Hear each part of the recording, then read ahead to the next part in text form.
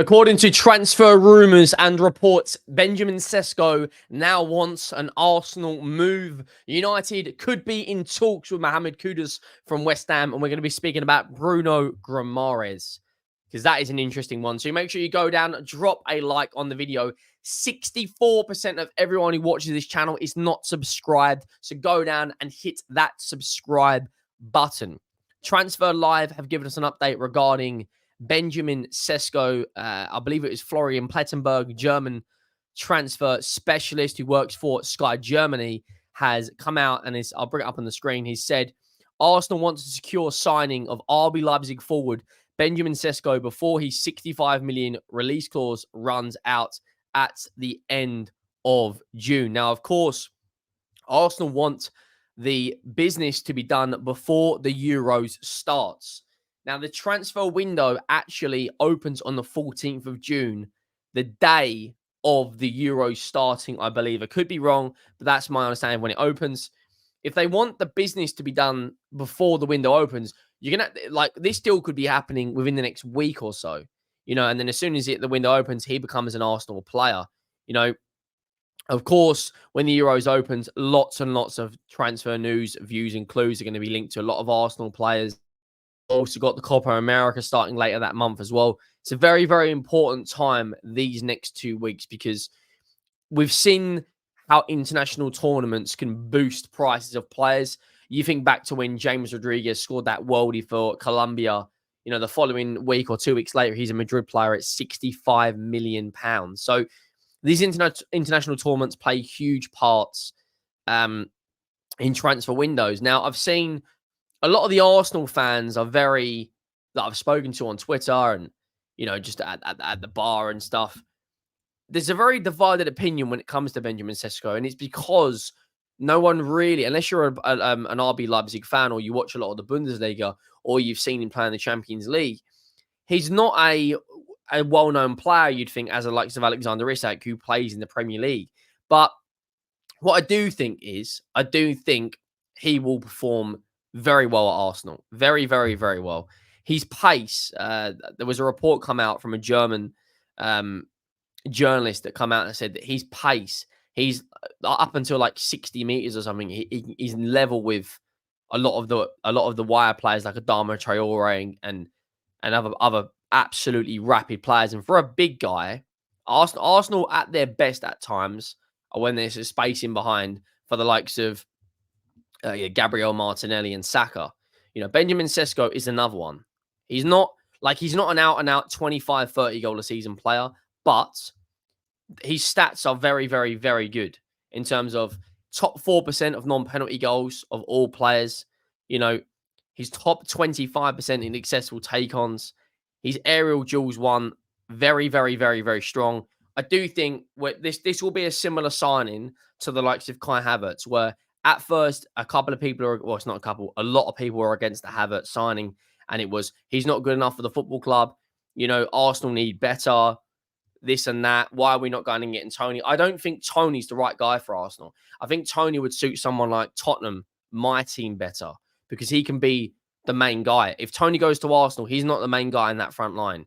You got the likes of Bukayo Saka, Leandro Trossard, Gabriel Jesus, Kai Havertz, Martinelli. And Benjamin Sesko is a very young, raw player who I think can unlock different low blocks with that pace.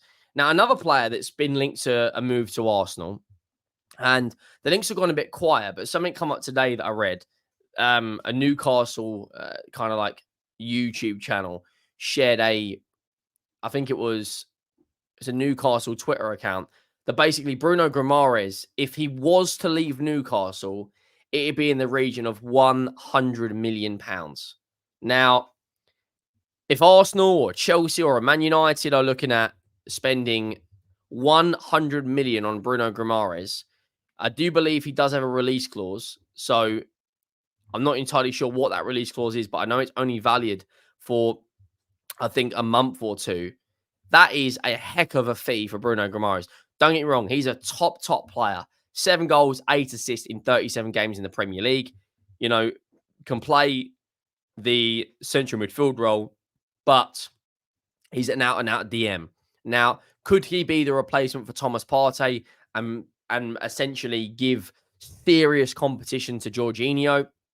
He's a very similar player to Jorginho for me. He's very composed, comfortable on the ball. Top player. He averages a goal every 467 minutes. He played 50 games last season, so availability, I'm a big fan of availability. Is the best ability. 6 games in the Champions League, 4 games in the FA Cup, 3 games in the League Cup. According to Transfer Market right now, they value him at 85 million euros. But I think in terms of the situation Newcastle are at right now, he's more valuable to Newcastle than probably what his transfer value actually sees. Like right now, I do think that's going to be one hell of a transfer story. We've just seen Kylian Mbappe signed for Real Madrid, and that transfer story was going on for years. Bruno Guimarães now, is he at the Arsenal level player they need? For me, yes, he is. But if they're looking at bringing in another forward alongside Benjamin Sesko, who's got a release clause of around 60 million euros, and then you chuck on, let's say, for argument's sake, they pay 75 million for Bruno Guimaraes, you're already at like 130, 140 million pounds when you look at add-ons. Like, as much as Stan Kroenke wants to back Mikel Arteta, he does have to fit within the financial fair play, obviously, rules and regulations. Now, one player that is linked out the door from Arsenal is Emil Smith-Rowe. Now, obviously, the likes of Emil Smith-Rowe and Reece Nelson and Eddie Nketiah, if one of those 3 are getting sold, that is 100% profit going against your FFP. I do think Emil Smith-Rowe should leave Arsenal. I don't think he's good enough for what they need. And I do think for himself, he needs to reignite his career. We'll come back to Arsenal in a few minutes. A player that's been linked to a move to Manchester United now, which come out of absolutely nowhere.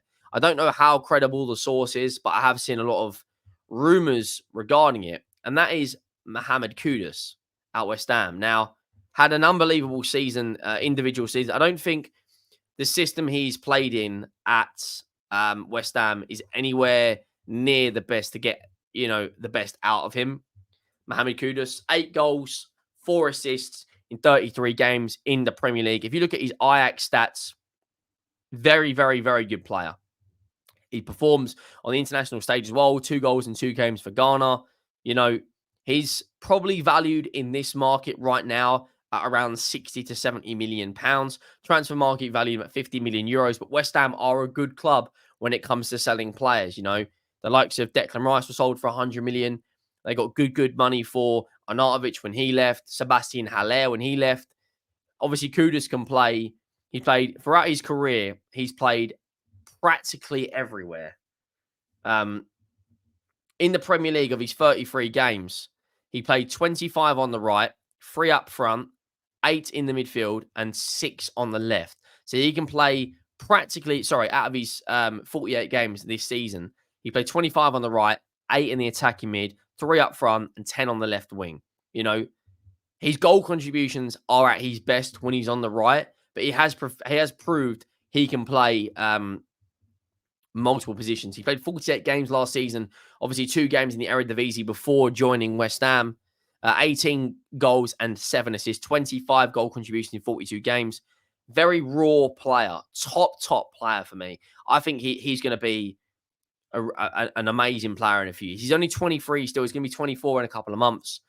Man United, if they are looking to sell an Anthony, or they are, they're going to, Man United are going to have a big clear out this summer, and it's understanding who the manager is going to be before, Kudus comes in, because the hierarchy of Man United have all come out and said that they would like to play more attacking style football. Now, the likes of Donny van der Beek, I think Malacia, I do think Casemiro potentially, Lindelof, Martial, he's going, Eriksen, I think Diallo will get more game time. Anthony is a big clear out coming Manchester United's way.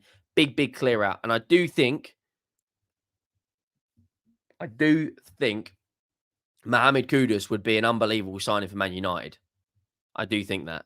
They're linked to Olise. They're linked to Mohammed Kudus. In terms of Kudus' stats, if you look at him, compared to other players in his position around Europe, his successful take-ons, he's in the top 1% of all players in Europe. Tackles is very high, non-penalty goals, passing rate, assists. I do think, though, an Anthony Gordon or an Olise would probably be cheaper than Mohammed Kudus. I think Gordon probably 50, 60 million. Kudus is probably going to be 65 million add-ons. And Olise apparently does have a release clause. I think Olise, he's being linked to a move to Manchester United and Chelsea. I do think he's going to be better and better for him to join, a Man United. And when you look at Olise's stats, he's got some of the best stats in his position in the world right now. Look at these stats. Non-penalty goals, top 1% of players. Non-penalty XG, top 15%. Total shots, top 1%. Expected assists, top 1%. Shot creating actions, top 7%. Interceptions, top 10%. Blocks for a winger, top 10%. Passes, top 18. Accessible take-ons, top 13. And he's not exactly in bad company, is he? He's being compared to Bukayo Saka, Rafinha, Florian Wirtz, Jamal Musiala, Cole Palmer, Bellingham, Eze, Foden, and Xavi Simons. This is going to be, for me, the most interesting transfer story of the summer. What happens with Michael Olise, because he is going to be a top player, man. He's unbelievable. What is he? 22 years of age, 16 goal contributions in 19 games, including 10 Premier League goals. On £100,000 a week, Man United could quite easily improve his salary. I'm not surprised Arsenal or Liverpool are not looking at Michael Olise. I don't think going to Chelsea is going to be the right move for him. Cole Palmer plays in that position. If he goes in the 10, what happens to Christopher Nkunku? They're playing in the Conference League, so of course rotation is going to be important, but it's not. No disrespect to the Conference League. It's not the highest level. You then look at an Arsenal.